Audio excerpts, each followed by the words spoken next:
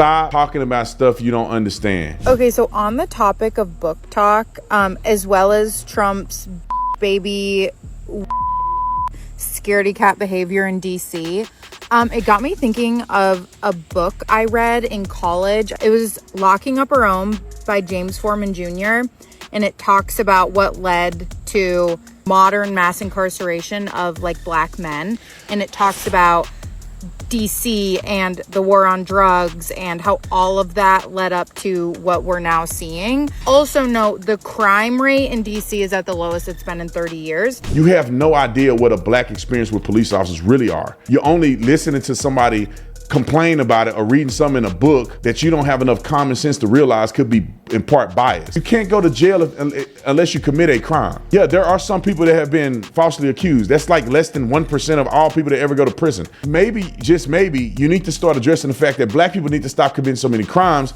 therefore they won't be disproportionately represented in the criminal justice system. And this girl says crime is lower in 30 years. It says, yes, violent crimes in DC from 2024 have dropped 35% compared to 2023. I want people to put this stuff in perspective. If you have an influx one year and it drops a little bit, that does not mean that the crime has stopped. That does not mean that it's gonna be that way in perpetuity.